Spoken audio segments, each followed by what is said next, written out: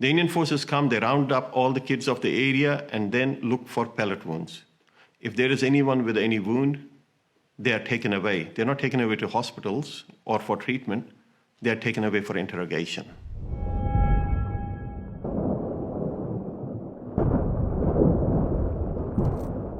Growing up in Kashmir has different perspectives to it.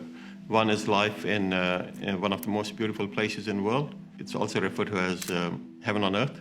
Then there's the other side to it where you have the military presence, and the BJP-led government of India passed a law within the Indian parliament, basically revoking the legal connection between Kashmir and India. And that was, the status was changed. It was made as a centrally administered territory. Now, this was done without any consultation with the opposition parties in India, without the consultation of Kashmiris themselves. And India is supposed to be the largest democracy in the world. Kashmir was a nation with its own flag, with its own constitution, and with its own head of state.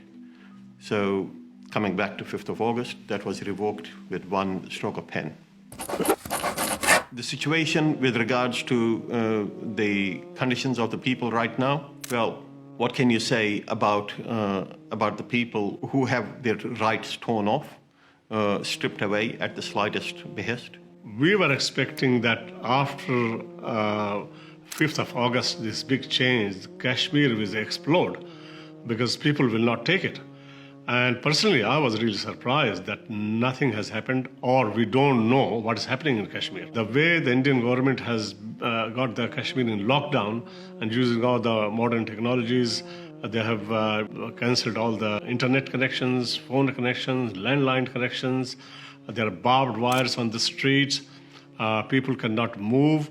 You find the Indian forces all around. There's about a million Indian security forces in Kashmir.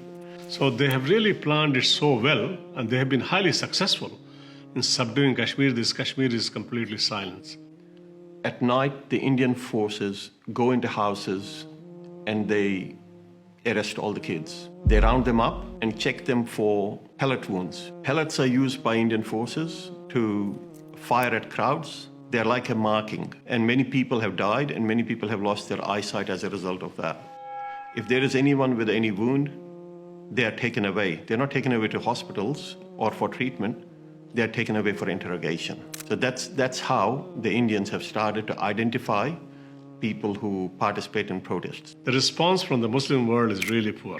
Really poor. It just shows that the Ummah is just can't do anything for any part of the Ummah. Unlike the Palestinian issue, which everybody is aware of, I think that generally the Muslims and the people of the world don't know what the situation is in Kashmir. We can spread the awareness. We can talk to your neighbors, talk to your friends, talk to your workplace friends.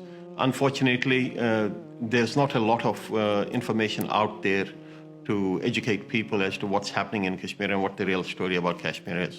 So if you're seeing this, if you're watching this video, please pass it on. Speak up, and inshallah, you will be rewarded for that, for speaking up itself, inshallah.